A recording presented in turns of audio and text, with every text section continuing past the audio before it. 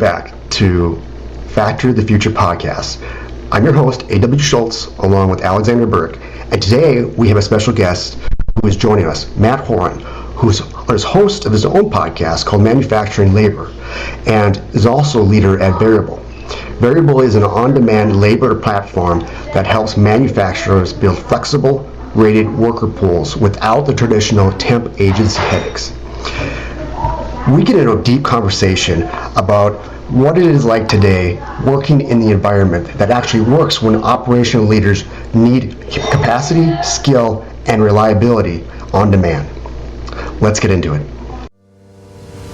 Welcome to Factory of the Future, people-powered output. Podcast focused on trends shaping the future of manufacturing. I'm Alexandria Burek, your host, here with A.W. Schultz. Two thought leaders with a passion for people and manufacturing. Today and every episode, we are diving deep into the advancements, sustainable practices, and dynamic changes transforming how we produce everything. And now welcome Alexandria Burek and A.W. Schultz. Yeah, so Matt, I want to get into understanding a little bit about the labor shortages in manufacturing, because it's something that Alexander and I we've had on multiple episodes. We've had to multiple people, and I'm excited the fact that you're here today to talk about a little bit about it because you've got firsthand knowledge into it. Now, some of the stats that I've pulled up is like by 2030, 3 point whatever some million are going to be job openings in the U.S. And another stat that I've come across is that STEM research, or people graduating from college from STEM, is flat, while other degrees are rising. And to me, that is a bad mix of scenario that we're probably going to see in the future. So, if you can share a little bit about what you've experienced or what a part about some of the labor shortages or labor work that's been going on, that'd be great for our audience. Yeah, absolutely. Well, thank you both for having me on. I'm excited to be here, and great leadoff question, because I think you mentioned a year in there that's been pretty ominous for a lot of reasons for some time, which is 2030. You'll see the Deloitte study, I think, that mentions 2030 and the workforce shortage. So I'll tell it, from kind of from the top. And, I tend to go on about this because there are some things that we believe are fundamental truths from Variable, which is my company. It's an on-demand labor platform specifically for manufacturing. And so that workforce shortage is something, there is a gap of matching what you would call headcount to what the forecasted output is. And so where traditional labor in manufacturing sits is that there's a certain kind of demand plan for production and, the logistical concerns around it that's staffed to averages. And so that can be through full-time employees, it can be through temp staffing agencies, it can be through, whatever.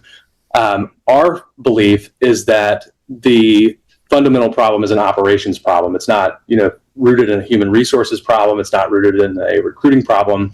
And so I'm talking specifically, factory floor right here. I think you mentioned a couple of things about engineers, and I'll get to that.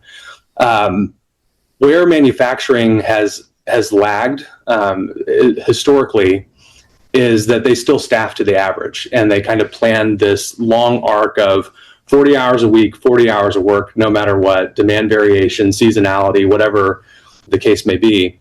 And so you get the traditional human element involved with that, which is, burnout, movement, attrition, participation in the labor force. Where does it go? That's another big component of this right now. I saw something today that participation in the labor force is at like an all-time low, with over 100 million Americans not participating. What does participation mean? So that labor force participation rate, where people are not necessarily in the job market anymore, so they wouldn't be counted towards like an unemployed or towards actually in the workforce. Yeah, like that's like the gig economy. Remember we were talking about that a couple of weeks ago?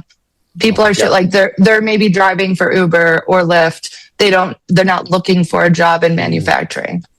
Right on. That's exactly what it is. So what we see from the manufacturing side is that if you solve the problem from a standpoint of labor access and getting and providing access to people who have real world demands, they're parents, they are students, they are veterans transitioning into the workforce, they are people who have other commitments and other requirements. Some of them may even be hobbies. I'll tell you a great story about that here in a few minutes. But being able to take your actual demand and tailor it to your operational environment and draw on a labor pool of people that aren't necessarily part of the traditional workforce opens up opportunity for the worker, which we call an operator on our platform. So I'll use that interchangeably. But and it also takes away some of the administrative burden from your team that's trying to full-time hire, fight the attrition cycle, which can be, caused by wage, caused by type of work, caused by interest, whatever the human element is.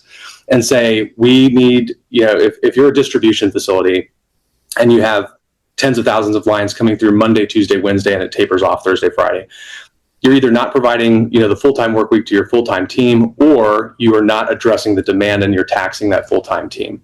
And so you bring people in who are working in a way that they are getting real-time feedback. It's a meritocracy. So just like the gig economy you mentioned, Alexandria, there's a rating system for both businesses and operators where they get the feedback. You decide if you want them to be part of this bench that you build to bring back any time to basically build infinite flexible capacity in the labor force. So you can address any kind of constraint through labor. If it's not a labor problem, it's a supplier problem. And if it's your supplier's problem, they probably have a labor problem. So it's one of the two. So that's a really high level overview of it. And I certainly get more into like the STEM side of this and the talent pipeline and all that. But fundamentally what we do is we look at the shop floor and say, we need to make it a lot more flexible. We need to make it a lot more accessible to people who want to participate, but they might have some constraints. So off the bat, one of the questions I had while you were talking was, did you find, or do you guys find that the operators have like a greater job satisfaction because of the variety and the autonomy of saying, yes, I would go back, or no, never again? Like what is that like? That's a really good point. It's a fundamental driver for what we call that supply side of the supply demand equation. Basically, there's a couple of incentives there. So through that kind of work, they're getting paid next day. They're getting real-time feedback on the work they're doing, and they're going to earn a certain amount of money, do a job well, and move on. Now that can, change based on the relationship with the business. They might say, we want you in our labor pool, which is basically now a group of people from the broader operation that you brought in, evaluated, said we want them on our bench. I equate it to kind of like a farm team in baseball. Yeah. We can call them back up. But yes, higher satisfaction among those types of workers because they may be piecing their day together. So somebody who couldn't hold the typical, I'll just say 9 to 5, 40 hours a week because they are a parent who has, these types of commitments or whatever the reason may be, they're going and making the earnings that they want and bidding on an op that says, these are the specific requirements. This is what we're asking you to do. It's this limited scope. Can you do this for 4 hours today? Can you do this for 8 hours? Or can you do this many pieces? They do piecework as well.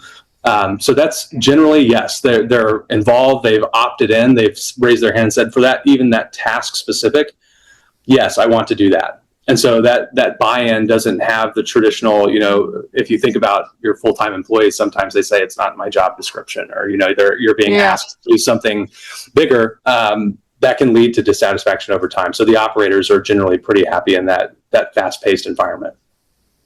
Cool. I read an article recently, and maybe you heard it too. They weren't calling it temp labor, but essentially what I think it was a manufacturing world, something of that matter, that they had put the scenario out there because this is another COVID example where they weren't getting staffing coming in. And it had to do exactly what you say. They some of these individuals, they want a job, but you've got the Uber market and you've got the full-time job, and they're not necessarily looking for that. And they had created an app where they were just logging in and tracking these kind of times and putting them into it. And it helped to, I guess, meet some of their staffing shortages. Have you heard of something like that before? Yes. So I did see that article, actually. It came out fairly recently. Yeah, it was recent. It may be like an NPR on a staffing agency. Yes, it was. It was NPR. Yeah. Thank you. Yeah. Just as an overview, I don't catch too much of NPR, but this is one of the kind of a topic of discussion that I see. What that agency did was basically open up shifts and allow people to opt in. It didn't really fully merge like the kind of concept that we're talking about, like a gig economy where people are bidding on multiple different businesses. It was very much, in-house, but it does describe a lot of the dynamics that we see. So operator pools are very geographic. They're organic in a lot of ways, and then there's ways to bring people into that supply line. And so that I remember that plant specifically. It was somewhere in Georgia, a little bit more remote. They can't just go hire people or go to a temp staffing agency where people are trying to do a temp to perm scenario, which is, that's all well and good. But what they were basically doing was unlocking the schedule so people could opt in, because they faced challenges with, I think people were out sick and people, couldn't drive 60 plus miles to get to work, 5 times a week, where now they could choose when it was more convenient for their schedule. So manufacturing companies are looking for ways to address this, because it's a tale as old as time. I mean, people getting to work on time, people getting to do the job that they want to do, making the earnings they want to make. So there's a big appetite for this. What stands apart from that is the variable marketplace is the full operator pool is shared across businesses. So it kind of becomes this peer-to-peer scenario. And I think of this area of Dallas quite often, that there were 4 or 5 manufacturing companies that they noticed that people were hopping from one to the other 50 cents more per hour, $1 more per hour at very high attrition rates. And so the conversation with them is, you guys are sharing the same labor pool. This is the same workers. You already know that. You're trying to fight it by raising wage rates. If you tied that to your demand and you had this kind of root density in the area where people were in a network, and you've seen that your peer business had rated this person 3 stars, wouldn't you rather take the positive approach and say, like, that's not the right fit for us because this business said so? Or, hey, I'm going to try to poach someone unknown, from across the street by raising wage rates arbitrarily by $1, when it doesn't even match the neighborhood wage rate. So yes, I did see that article, and it addresses a lot of the scheduling questions, but ours attempts to unlock the organic operator pool. That's okay. You really got me going now, because a couple things. One, I had spent a lot of time in Houston, both in my prior company and also as a consultant. And one of the things we struggled with, working for, so we'll say a beverage company that's blue, and then I'm going to talk about the one that's red. And but going back to the Houston area, is we were constantly struggling with getting skilled technicians, and because we can't compete with the oil and gas industry, that is so prevalent there, and they pay a real premium there, and they get lots of hours. And it just came to that point where we had to just build what we had, and often it would result in them sometimes just leaving. And then my other example is, like, when you start talking about people just jumping around in jobs. I'm surprised that I've never seen that in my industry, the industry I worked in for a long time, because we use the same subcontractors, we use the same equipment, but we won't talk to each other. And there's a skill set there. And I'm not actually leading into a question. I'm just kind of sharing just a glimpse of just one of the problems that's out there, is that manufacturing, we're not competing with others. We're trying to make the goods that we're being asked to produce. And right. To me, it's a gap that it seems like an easy answer, but doesn't really seem to be something that's like an old school mentality. Yeah. It's just very old school. Like what I'm excited about, and one of the things I'm passionate about and I'm advocating for in manufacturing and generally like the corporate world is more part-time jobs. So I'll give an example. So one of my very good friends is an attorney, very successful attorney, to the point in which he's fully retired at 45. He's been fully retired for the last 3 years. And now he was getting called by one law firm, and his answer is always the same. He's like, well, I'll take the job. I'll take half the salary and I'll work half of the hours. And they're like, oh, well, that's certainly not going to work for us. 3 years later, same company calls him, same pitch. He goes, same answer. I'll take half the salary for half of the hours. And if they would have done that 3 years ago, they would have at least covered half of the workload that they're still trying to fill 3 years later. And I don't understand this like rejection of part-time work. I think from a manufacturing and or business perspective, you're reducing the requirement to pay all of the additional benefits. You don't have to deal with the paid time off the same way you would with a full-time employee. And you're getting more diverse perspectives if you're hiring two people to work part-time to do the same work. So it's just better all around. And I'm just shocked that more companies aren't interested in doing that, because I feel like a lot of these long open roles could easily be filled by two part-time people. And I think about moms too. There's so many moms I know who would want the mental stimulation, social engagement of a job, but can't, fathom the idea of doing it 40, 50 hours a week, Right. Yeah. What are your thoughts? Yeah, that's spot on. I think there's two big things I think there that you both unlocked. So one is, yes, the part-time concept of this is the access issue. So, moms who want to work, but you can't, school, everything else, pick up times, all that. That's a big piece of it. And you're also drawing from a bench of people that are on the sidelines. So like your friend who retired, 45, years old, he wants to be active and kind of intellectually involved in the type of work that he was, but he doesn't have to be at the full rate of the burden, that he carried before. And so you draw from those kind of outside perspectives and bring them back into an operation. One, you're getting somebody that's obviously highly skilled. If it's an attorney, it's a great example. He's retired at 45, wants to do a little bit of work. That weight of that part-time role for him, they're going to get more out of him than just those typically staffed 20-hour work week because of the industry knowledge, all the things that he probably knows. And so he's going to be super impactful. And it's tailored to like, what's their highest priority? That's exactly what we're talking about in the manufacturing floor. And so the second thing, AW, that I heard you say, the skilled component of this, and for what both of y'all were saying, companies build this rigidity around, nope, it has to be this, for law firms, like 60-hour work week, this type of caseload, this. Skilled trades are very much the same. I need welders. I can't find welders. I can't find this skilled technician. Yes, you can. The company that you were talking about realized, hey, we got to do this in-house. They've got to invest in their own workforce in a way that says, and oftentimes it's not that complicated. I'll talk to a business that has a machine and they're like, oh, this machine, nobody can do what they do. It's like, well, the machine was made for the ease of use of the customer. So somebody's going to be able to figure that out, right? So it's not a case of like this mystical machine that nobody else knows. You have to put in the time and the training and the requirement and say, okay, now this person can't commit full time, or kind of bring them in on demand, bring them in a way that addresses your demand cycle, fits their schedule, makes their earnings, something that they're happy with. And you've kind of unlocked this whole new paradigm where you hear it all the time, especially in Houston's a great point. Oil and gas, they surge. When oil and gas is going well, they're paying top dollar.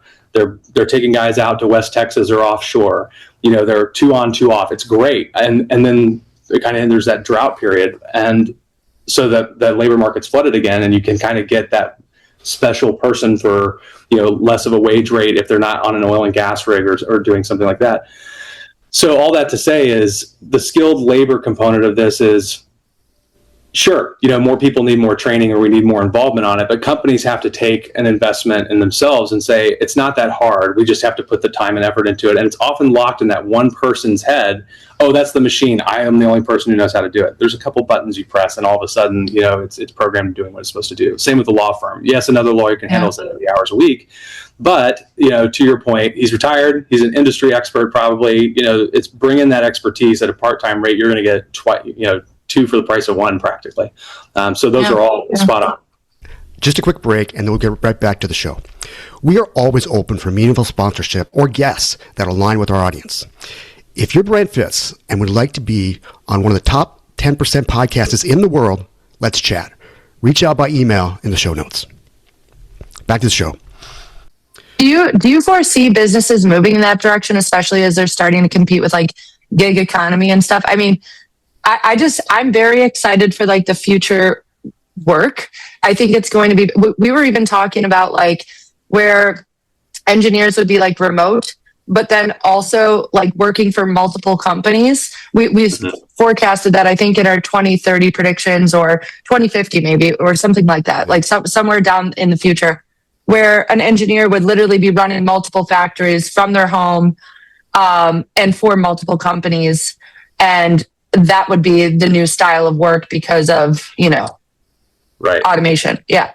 Yeah, I think that's exactly it. I think, our founder, Mike Kinder had kind of put it this way to me before, like that independent contractor is kind of the original state of man. You're an artisan, you're somebody who knows your craft. You're doing this as a skills-based, as the person, not I work for X company, they pay me to do this scope of work. That is what you do. And so if companies recognize that and they say, yeah, we need them on this project, and there's probably like IP concerns and things like that, but that is eventually where all this is going, because that person as the individual, it's like the original state of man. Like I work for myself and I can do this specialized thing at people that aren't necessarily competing, they're collaborating in a broader supply chain. And, so that's one of them. It's one of the funnier things that came out of like the pandemic era, right? Like the work from home thing. You found out engineers were taking on like multiple jobs or doing things. It's like, which is obviously kind of fraudulent in a way, but the desire for that is to increase my earnings by doing the exact same thing I do in one place at 5 places. And I have the time because that time's not being filled because that company staffed it to an average 40-hour week. And so it's like, yep, I'll pay this amount of money for this amount of work versus the time. And it's the actual work and the distance and those types of things versus this arbitrary time slot that says you're here as a full-time employee. Yep.